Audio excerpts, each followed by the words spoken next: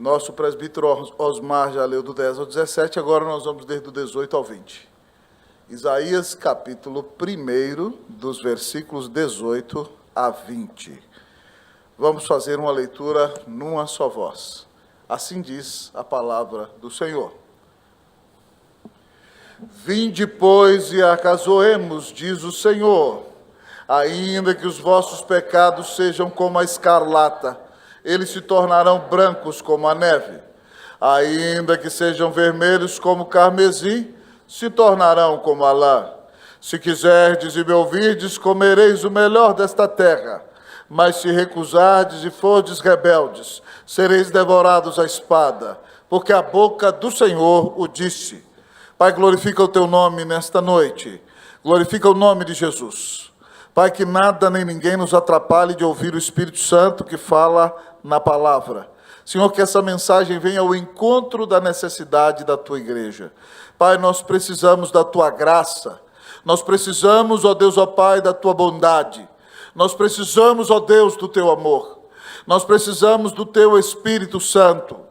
Deus, não é à toa que muitos pregadores da história da igreja, quando abriam as Escrituras para pregar, diziam: eu creio no Espírito Santo, eu preciso do Espírito Santo.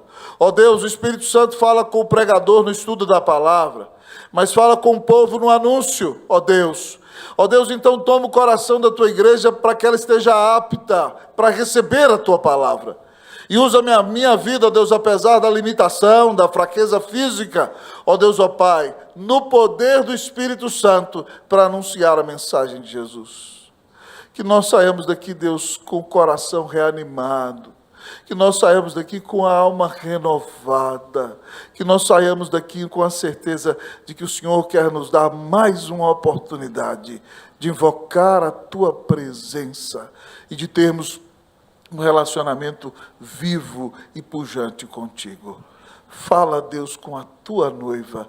Ó Senhor, enquanto ouvimos as Escrituras, prepara-nos mais uma vez para sentarmos à tua mesa e termos comunhão íntima com o Senhor. Abençoa-nos, Deus. Esta é a nossa oração, em nome de Jesus. Amém. A igreja pode sentar-se.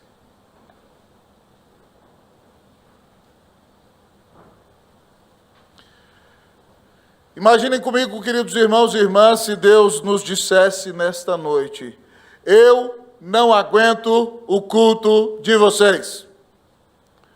Eu não suporto que vocês vivam de maneira tão hipócrita e depois venham a este santuário. Eu não gosto da adoração de vocês, porque ela está misturada com o pecado. Eu não suporto as orações de vocês. Se Deus falasse assim conosco, qual deveria ser a nossa reação? Pois foi exatamente isso que o Senhor falou com o povo dele, em Isaías capítulo 1, se você prestou atenção na leitura que o nosso presbítero Osmar fez. Deus disse ao povo que não aguentava o culto deles, que não suportava que eles viessem ao santuário vivendo uma vida tão hipócrita. Deus disse a eles que não gostava da adoração deles, porque ela estava misturada com o pecado, e que ele não suportava as orações do seu povo. E o texto então nos diz que se Deus fala assim conosco, a nossa atitude deve ser cair de joelhos e clamar o perdão de Deus para os nossos pecados. Assim o Senhor falou com o povo de Deus nos dias do profeta Isaías. Assim ele fala comigo e com você nessa noite. Mas como ele é Deus de misericórdia, ele nos chama nessa noite a uma restauração. Se você tem vivido uma vida de hipocrisia, se você tem vivido uma vida de pecado, se você viveu a sua semana inteira como se Deus não existisse, você nem sequer invocou a presença do Senhor nem uma vez, você não estudou a palavra do Senhor, você não glorificou o nome do Senhor, você não honrou o nome do Senhor, você não teve um dia de culto essa semana, nessa noite você precisa se aproximar do Senhor com uma atitude de quebrantamento, de arrependimento, de humilhação, dobrando os seus joelhos e clamando a Deus para que tenha misericórdia de você. Que Deus nos dê este coração quebrantado nesta noite, em nome de Cristo Jesus. Que nós nos aproximemos de Deus em total atitude de humilhação. E ao nos aproximarmos assim, o Senhor, no texto lido desta noite, se apresenta a nós como o Deus que nos restaura. O Deus que nos restaura. E em primeiro lugar, o texto da palavra de Deus nos diz que o Deus que nos restaura é o Deus que nos convoca. O Deus que nos restaura é o Deus que nos convoca. Versículo de número 18 diz no início: vinde, pois, e arrazoemos, diz o Senhor. Vamos ler comigo aqui? Vinde, pois, e arrazoemos, diz o Senhor. O Senhor convoca o povo. Depois de mostrar para o povo que a vida deles é uma vida de hipocrisia, que ele não aguenta o culto deles, que ele não aguenta a oração deles, que ele não tolera ajuntamento solene associado com iniquidade e hipocrisia. Deus é Deus de misericórdia e dá uma oportunidade ao seu povo. Ele quer restaurar o seu povo e se apresenta a nós como Deus que nos restaura. E ao apresentar-se assim, ele se mostra como Deus que nos convoca. Ele diz ao povo: vinde, pois, e arrazoemos, diz o Senhor. A ideia do texto é: o Senhor, venham, pois, e coloquem argumentos comigo. Argumentem porque vocês estão vivendo desse jeito. Vocês podem argumentar que vocês estão certos. Vocês podem dizer que vocês estão atuando da maneira correta. Coloque os seus argumentos, e eu vou colocar os meus argumentos. Ora, pois, amados irmãos, o povo não terá o que argumentar na presença de Deus. E nenhum de nós tem justiça própria por si mesmo e pode buscar a justificação dos seus pecados em suas próprias obras. Ao arrazoarmos diante de Deus, todos nós chegaremos à conclusão de que nós somos pecadores, falhos, miseráveis e que carecemos da graça do Senhor Jesus. Mas Deus, quando quer restaurar o seu povo, Ele convoca o seu povo, para que o seu povo se arrependa, se dobre e se humilhe na sua presença. Sempre foi assim. Lembre-se do Senhor Jesus convocando a multidão cansada nos dias dos discípulos: vinde a mim, todos vós os que estáis cansados e sobrecarregados, e eu vos aliviarei. Tomai sobre vós o meu jugo e aprendei de mim, que sou manso e humilde de coração, e achareis descanso para a vossa alma, porque o meu jugo é suave e o meu fardo é leve. Ou pensando no vazio da alma que o povo trazia, no último dia da festa dos tabernáculos, Jesus diz: se alguém tem sede, venha a mim e beba. Quem crê em mim, como diz a Escritura, do seu interior fluirão rios de água viva. Se você tem sede, se arrependa, busque a Jesus. Se você está sobrecarregado nesta noite, se arrependa. Ele promete te dar o alívio, Ele promete saciar a sede do teu coração. Nós temos que ouvir o apelo de Jesus, o chamado de Jesus. Eu me lembro daquele dia em que Jesus está entrando em Jericó, queridos irmãos e irmãs, para ir a Jerusalém, mas passa em Jericó para curar o cego e salvar a Zaqueu. Zaqueu é publicano, você sabe disso, sobe na árvore para não correr risco de ser agredido pela multidão e também para pelo menos ver Jesus de longe. E Jesus se aproxima da árvore. Zaqueu nunca tinha visto a Jesus, mas o Senhor sabia quem ele era. E o Senhor diz para ele: Zaqueu, desce depressa, porque hoje eu vou ficar na sua casa. E Zaqueu desceu depressa e recebeu Jesus com alegria. Hoje o Senhor está dizendo para você: vem depressa, vem logo. O que você está esperando? Hoje eu quero ficar na sua casa. Hoje eu quero ter comunhão com você. Hoje eu quero ter um relacionamento vivo e pessoal contigo. É o mesmo chamado lá de Apocalipse 3:20, você se lembra? É o chamado para a igreja. Eis que estou à porta e bato. Se alguém ouvir a minha voz e abrir a porta, entrarei em sua casa e cearei com ele e ele comigo. Hoje o Senhor te convoca ao arrependimento, a um relacionamento vivo e pessoal com Ele. Eu espero que você se arrependa sinceramente da vida de pecado que tem levado e que você experimente um novo relacionamento e uma sincera vida de comunhão com Cristo Jesus. Ouça hoje o chamado do Senhor. se arrependa e seja restaurado por Ele, em nome de Cristo Jesus. O Deus que nos restaura é o Deus que nos convoca. O Senhor te convoca para um momento de arrependimento e prestação de contas. Venha hoje e se humilhe diante da presença do Senhor. Você precisa de restauração nesta noite? O Senhor quer dar restauração para você. O texto nos apresenta o Deus que nos restaura. Em primeiro lugar, o texto diz que o Deus que nos restaura é o Deus que nos convoca. Mas em segundo lugar, o texto nos diz que o Deus que nos restaura é o Deus que nos perdoa. O Deus que nos restaura é o Deus que nos perdoa. Ainda no versículo de número 18, leiamos todos este versículo, vamos lá, 1, 2, 3, leiamos.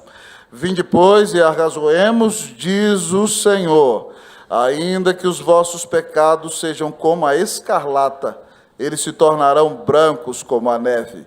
Ainda que sejam vermelhos como o carmesim, se tornarão como a lã. Queridos amigos e irmãos, o Senhor, quando fala dos nossos pecados, lembra de cores bem vívidas. Carmesim e escarlata são cores de um vermelho bem vivo. Eu não sei se você viu um filme antigo chamado A Letra Escarlate, que relata, infelizmente, uma coreografia ruim, fruto de um preconceito contra os puritanos norte-americanos, se esquecendo de toda a teologia e de tudo aquilo que eles nos trouxeram de bom. Mas uma mulher que era adúltera, vivenciada pela Demi Moore naquele filme, ela trazia no seu corpo a letra A em vermelho, dizendo que ela era uma adúltera. O carmesim e o escarlate são vermelhos bem fortes. E eles são vermelhos inamovíveis. E isso significa que o pecado do povo de Deus é agressivo e bem forte diante dos olhos do Senhor. Mas o Senhor diz a esse povo, ainda que os vossos pecados sejam como a escarlata, ainda que eles sejam vermelhos como o carmesim, eu posso trazer transformação para a vida de vocês. Ele diz aqui que pode tornar os nossos pecados brancos como a neve. Ele pode torná-los brancos como a lã. Que maravilha, irmãos. Nosso pecado é vermelho, é agressivo, é sujo, mas quando o sangue de Jesus nos purifica de todo pecado, nós nos tornamos mais alvos do que a neve. Nós nos tornamos mais brancos do que a lã. É um chamado, queridos irmãos e irmãs, ao perdão. É um chamado a uma transformação. Provavelmente aquele hino nosso maravilhoso foi composto por causa desse versículo. Alvo mais que a neve, alvo mais que a neve, se neste sangue lavado, mais alvo que a neve eu estou. O Senhor quer te perdoar nesta noite. Se você se arrepender dos seus pecados, o Senhor tem perdão para você. Provérbios 28, 13 diz que aquele que encobre as suas transgressões jamais prosperará, mas aquele que as confessa e deixa alcançará a misericórdia. E o próprio apóstolo João, na sua carta, diz que se confessarmos os nossos pecados, Ele é fiel e justo para nos perdoar os pecados e nos purificar de toda injustiça. E a misericórdia dele está ao nosso dispor, se necessário for, até a hora da nossa morte. Lembre-se daquele ladrão que foi crucificado ao lado do Senhor. Ambos os ladrões eram merecedores da crucificação. Por causa de seus terríveis pecados, um zombava do Senhor Jesus, dizendo, se tu és o Filho de Deus, desce daí, salva-te a ti mesmo e a nós também. O outro dizia, homem, nem ao menos temos a Deus estando sob igual sentença. Nós estamos aqui porque merecemos, mas este nem o mal fez. E ele olha para o Senhor Jesus e diz, Senhor, lembra-te de mim quando vieres no teu reino. E Jesus, a morte, diz a ele, em verdade te digo, que hoje mesmo estarás comigo no paraíso. Louvado seja o nome do Senhor. Ontem nós tivemos a avaliação de membros, e uma irmã querida que está aqui no templo nessa noite, contou para nós o testemunho da conversão dela, dizendo que ela via na rua: Deus, eu creio no Senhor, mas se o Senhor existe, revela-te a mim, Senhor, revela-te a mim. E ela nos contou que quando chegou em casa, uma amiga que estava fazendo a devocional, não parava de pensar nela, pregou para ela e a convidou para receber Jesus do coração. Quando nossa irmã contou esse testemunho tão maravilhoso, eu só lembrei daquele versículo que diz: todo aquele que invocar o nome do Senhor será salvo. Se alguém pedir: Jesus me salva, revela-te a mim, eu preciso do teu perdão, eu preciso da tua salvação, todo aquele que invocar o nome do Senhor vai ser salvo. Você precisa de perdão? Nós cantamos esse cântico maravilhoso. Cante esse cântico, então diga: purifica-me, limpa-me, Senhor, e livra-me do que impeça o fluir. Purifica-me, limpa-me, Senhor, e livra-me do que impeça o fluir do teu amor. Confesse o seu pecado hoje a Deus. Você está carregando um peso à toa. Jesus já pagou o seu pecado. Você já está livre. Pare de acreditar nessa mentira do diabo, dizendo: não, você é crente, mas ainda é escravo. Não é escravo nada. Você já foi liberto. Você não precisa viver na prática desse pecado. O Senhor já perdoou você. O que você precisa fazer é jogar luz nesse pecado. Porque quando o pecado recebe luz, ele perde força. Então se humilhe diante do Senhor e diga: Senhor, eu me arrependo. Me perdoa, me purifica. O Senhor diz que se você confessar, Ele perdoa e Ele purifica. Que Deus te visite com perdão e purificação nesta noite, em nome de Jesus. Amém, amém, amém. Que Deus te restaure, em nome de Jesus. Mas o texto nos diz que o Deus que nos restaura, além de ser o Deus que nos convoca e o Deus que nos perdoa, o Deus que nos restaura é o Deus que nos abençoa. O Deus que nos restaura é o Deus que nos abençoa. Versículo de número 19. Eu vou ler uma vez a igreja a segunda vez. Se quiserdes e me ouvirdes, comereis o melhor desta terra. Vocês.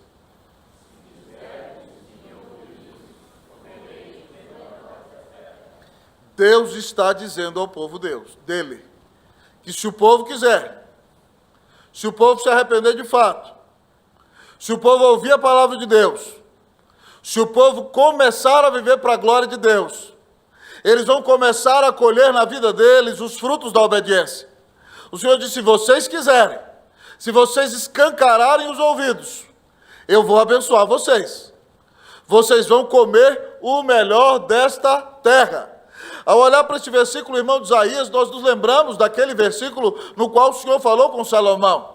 Quando o povo pecasse, Deus disse que fecharia os céus, mandaria a peste no meio do povo, mandaria a doença no povo, a peste na terra, e o povo passaria dificuldade. Mas ele disse: o meu povo, que se chama pelo meu nome, se humilhar e orar e me buscar e se converter dos seus maus caminhos, então eu ouvirei dos céus, perdoarei o seu pecado e sararei a sua terra. Hoje o Senhor quer sarar a tua terra. Hoje Ele quer perdoar os teus pecados. Hoje Ele quer trazer restauração para a tua vida. Mas você precisa ouvir e desejar. Você tem que dizer: Senhor, o Senhor está falando comigo. Eu me arrependo. Eu quero viver para a tua glória. Eu quero consagrar minha vida a ti. Jesus morreu por mim. Eu já não me pertenço mais. Eu agora pertenço ao meu Senhor. Como diz o lindíssimo catecismo de Heidelberg: na vida e na morte, eu pertenço ao meu Jesus. Eu sou dele, ele morreu por mim. Eu quero viver para a glória dele todos os dias da minha existência. O Deus que nos restaura é o Deus que nos abençoa.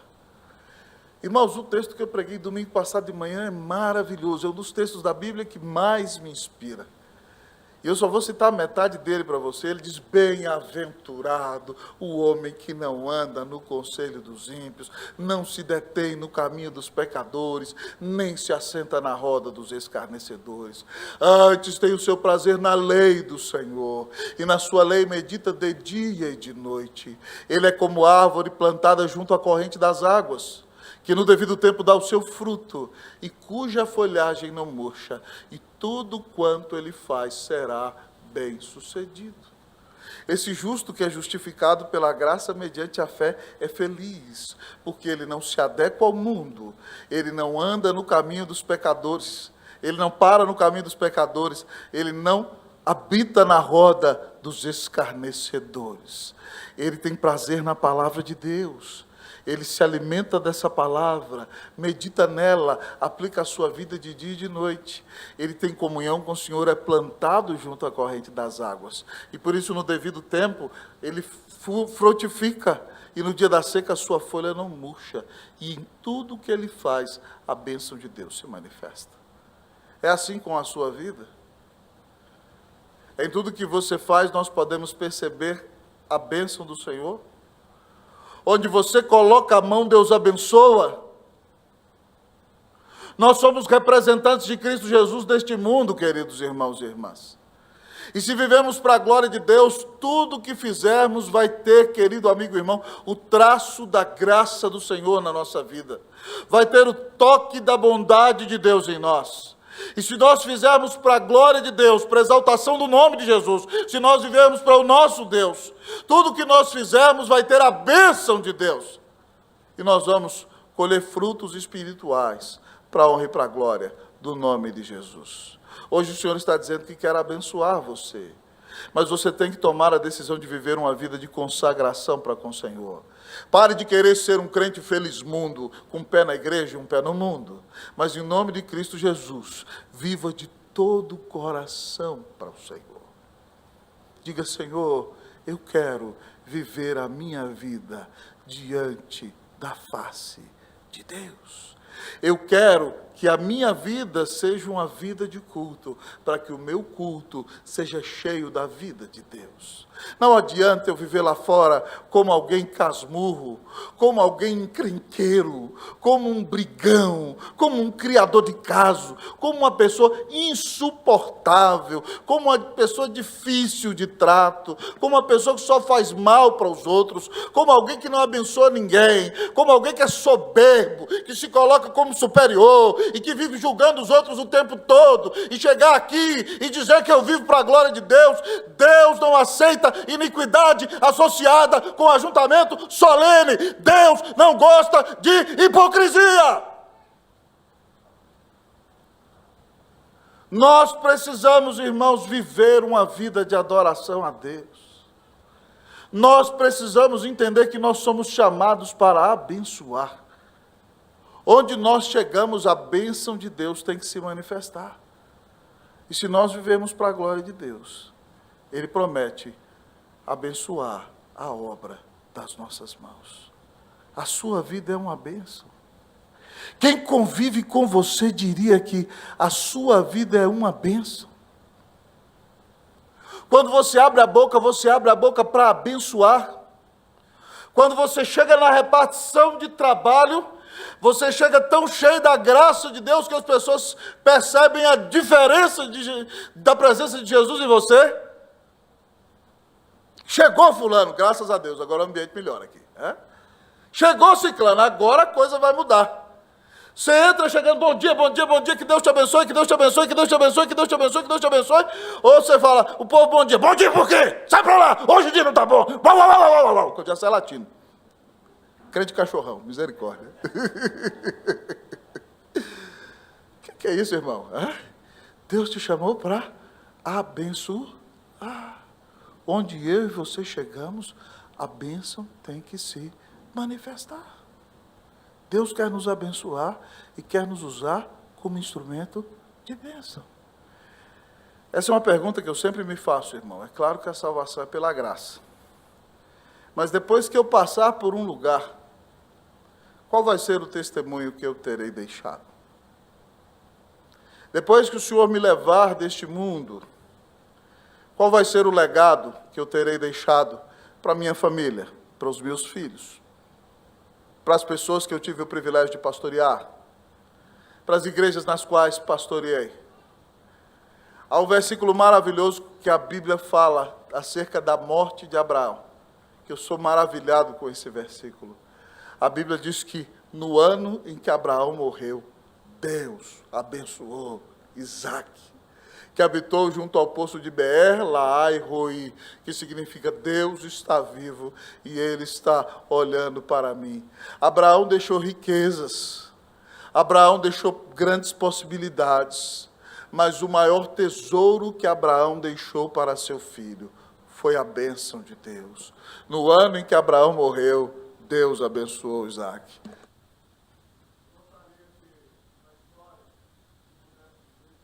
Sem querer eu desliguei aqui. Imagina jovem Davi, que se diga, no ano em que o reverendo Roster morreu, Deus abençoou Davi. Oh, glória!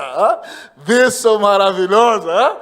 Que coisa maravilhosa! O maior tesouro que eu posso deixar é a bênção de Deus.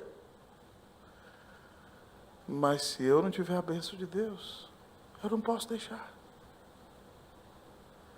Você tem vivido uma vida abençoada?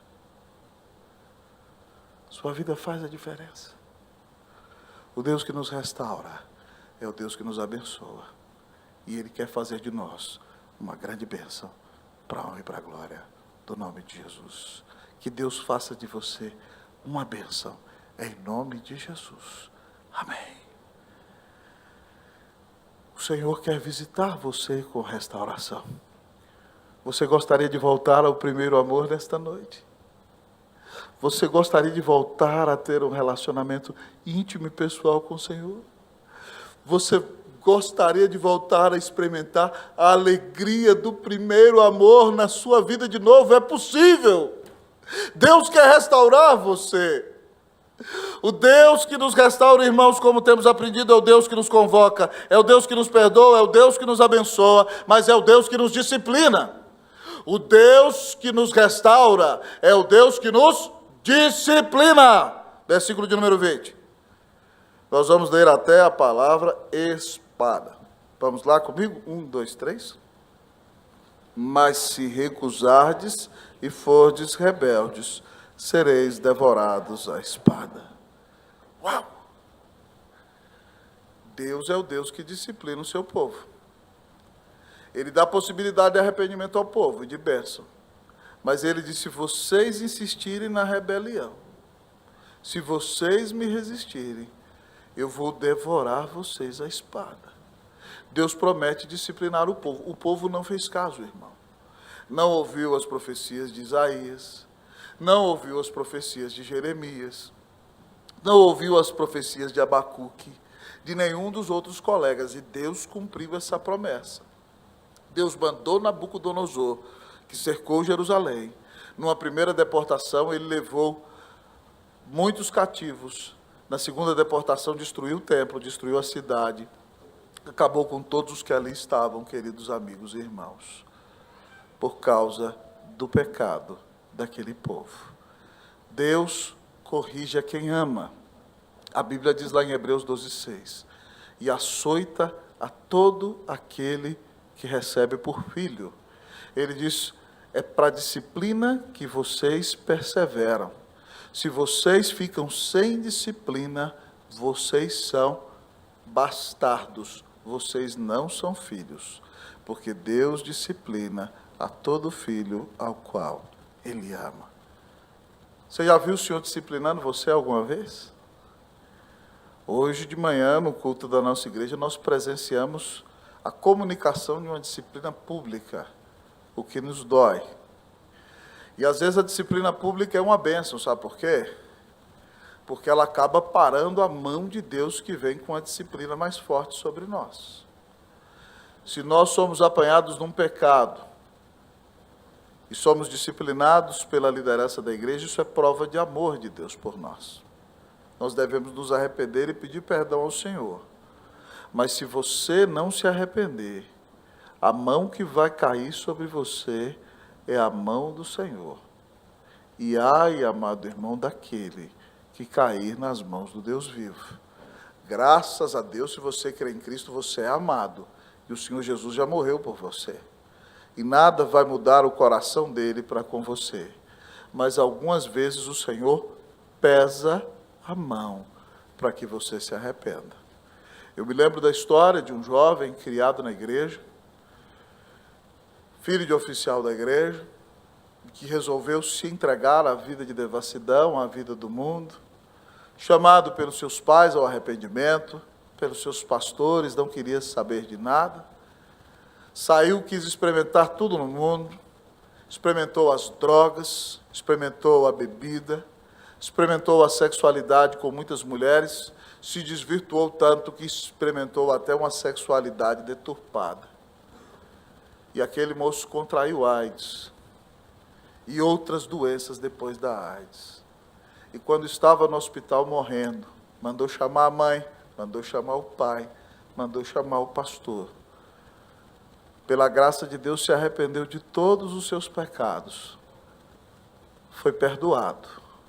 Mas ele disse, mas eu vou morrer. Eu vou morrer porque eu não levei o Senhor a sério. Eu vou para o céu. Eu fui perdoado, eu sou salvo. Mas eu estou perdendo a minha vida porque eu não levei Deus a sério.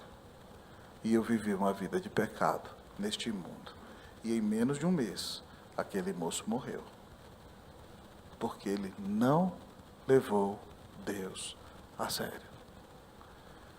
Se você é de Cristo Jesus, você se arrepende e seus pecados vão ser perdoados. Mas preste atenção, a Bíblia diz, não vos enganeis, de Deus não se zomba. Tudo aquilo que o homem plantar, isso também ele ceifará. Está lá em Gálatas capítulo 6. Quem semeia vento, colhe tempestade. Quem semeia para a iniquidade vai ser disciplinado. Então, em nome de Jesus, pare de viver como se Deus não existisse. Tome vergonha na cara e se arrependa dos seus pecados. E entenda que se você creu em Cristo Jesus, você já não se pertence mais. Você não pode viver como bem lhe parece. Você não pode dizer, esse é meu jeito, é meu estilo, eu vou viver assim. Não, não, não, não, não. Você foi comprada por preço de sangue, minha irmã. Você foi comprado por preço de sangue, varão. Se emende dos seus pecados. E pare de viver para si mesmo. Porque Cristo não vai tolerar dividir a sua vida com ninguém. Ele não vai tolerar de dividir o lugar dele na tua vida com ninguém, nem com você mesmo. Então é melhor que você se arrependa nessa noite. Que não precisemos da disciplina para o arrependimento. Amém, irmãos? Essa é a nossa oração. Mas se precisarmos, Deus é tão bom que Ele vai nos disciplinar, para que nós nos voltemos para Ele e estejamos em sua presença. Deus lança mão da disciplina, porque Ele não abre mão de você. Ele não desiste de você. Se for preciso disciplinar você, para quebrar seu orgulho, para quebrar sua soberba, para tirar você de uma vida de hipocrisia, Ele vai te disciplinar. E isso é prova de amor, porque Ele quer você na presença dEle. Que nós nos arrependamos e venhamos pelo amor, que não seja necessário que venhamos pela dor. Mas se for, prepare-se. O Senhor sempre vai te dar o seu amor. Nunca vai abrir mão de você. Que Deus te dê um coração quebrantado e humilde. Emende a sua vida nessa noite. É a mensagem do Senhor para você. Que Deus te visite com arrependimento, em nome de Jesus. Amém! Você precisa de restauração nesta noite? Gostaria você de voltar ao primeiro amor? Você gostaria de voltar-se à presença de Deus? Nessa noite o Senhor te conclama ao arrependimento. Nessa noite o Senhor te chama a um novo momento de relacionamento com Ele. Ele diz que quer restaurar você. E Ele se apresenta como o Deus que te convoca, o Deus que te perdoa, o Deus que te abençoa, o Deus que te disciplina, mas o Deus fiel. O Deus que nos restaura. Em último lugar, diz o texto nesta noite, é o Deus fiel. O Deus que nos restaura é o Deus fiel. Olhemos, irmãos, para o versículo 20, segunda metade. Diz assim o texto: porque a boca do Senhor o disse. Porque a boca do Senhor o disse. Vamos repetir comigo essa expressão? Vamos lá? Porque a boca do Senhor o disse. Deus convocou, que é graça. Deus prometeu perdoar. Deus prometeu abençoar. Se não houver quebrantamento, Ele prometeu disciplinar. E nós podemos esperar, porque Sua palavra nunca falhará. E Isaías dá o argumento, porque a boca do Senhor o disse. Nesse mesmo livro de Isaías, o Senhor disse que a palavra que sair da boca dele não voltará para ele vazia. Porque a palavra dele é como um martelo que esmiuça a penha. A palavra dele sempre cumpre o seu desígnio. A palavra dele sempre cumpre o seu propósito. É como dizia o reverendo Jonathan Edwards: a pregação da palavra de Deus, quando não aproxima o homem dos céus, ela o coloca mais perto do inferno. A pregação da palavra de Deus, quando ela não escancar a porta dos céus para você, ela faz você indesculpável diante do inferno. Porque você ouviu a mensagem e não se arrependeu. E agora você não tem mais desculpa. Deus vai cumprir a palavra dele. A boca dele diz, ele faz, ele cumpre. Que bênção maravilhosa, irmãos. Neste livro, em Isaías 53, o Senhor prometeu que o Senhor Jesus ia morrer e seria sepultado na sepultura de um rico. Ele estaria com o rico na sua morte. Ele foi sepultado numa sepultura nova de um homem extremamente rico chamado José de Arimateia. Mas o texto em Isaías 53 promete que ele vai ressuscitar e se alegraria com a nossa salvação. O texto diz: ele verá o fruto do seu penoso trabalho e se alegrará. Com meu conhecimento, o meu servo justo justificará a muitos, porque as iniquidades deles levará sobre si. O texto prometeu que Jesus ia se alegrar, ia ressuscitar, ia nos restaurar, ia transformar a nossa vida. E o Senhor cumpriu a sua palavra. Deus é o Deus que cumpre a sua palavra. Não duvide da sua palavra. Não vos enganeis. De Deus não se zomba. Deus cumpre a sua palavra. Irmãos, quando eu era um jovem pastor lá no Chile, nós viajávamos sempre uma vez por mês. Nós fundamos o seminário presbiteriano e nós lecionávamos o bacharelado em teologia em Santiago. Então, aqueles que queriam ser pastores tinham que vir para o nosso seminário estudar. Mas o nosso diretor, que era um colega que eu indiquei, vindo do Brasil, criou um curso médio e um curso básico de teologia. E a ideia era levar a teologia para a igreja chilena. Então, nós viajávamos, cada igreja liberava seu pastor uma vez por mês, e nós viajávamos para dar cursos nas províncias. E geralmente nós viajávamos na sexta de manhã, algumas vezes na quinta, para dar módulos. Eu viajei de norte a sul do Chile para dar módulos sobre pregação. Nós estivemos em Copiapó, nós estivemos em Curicó, nós estivemos em Temuco, nós estivemos em Concepción, nós estivemos em Vinha del Mar, em Valparaíso. Algumas dessas viagens, Cleuzinha foi comigo, nós não tínhamos filhos. Fomos lá para o norte do Chile, em Copiapó, deserto florido, região maravilhosa. Lecionei para uma turma de pregação ali, peguei ali quinta, sexta noite, sábado de manhã, de tarde, de noite, um intensivaço, aula o dia inteiro, só parando para comer. Em Curicó, nós tivemos um momento muito abençoado. Fomos em Concepción, uma das regiões mais lindas do Chile. Em outros momentos, quando o Cleuso estava estudando, não podia ir comigo, eu ia só. E eu me lembro de muitas vezes dirigir naquelas rodovias chilenas à noite, às vezes com muito sono. Houve uma noite que eu quase saí da pista, cheguei no guarda-reio, dormindo no volante, estava frio, eu abri a janela, frio de trincar, imagine 5 graus abaixo de zero, né? E eu cheguei em casa resfriado, mas vivo, graças a Deus, né?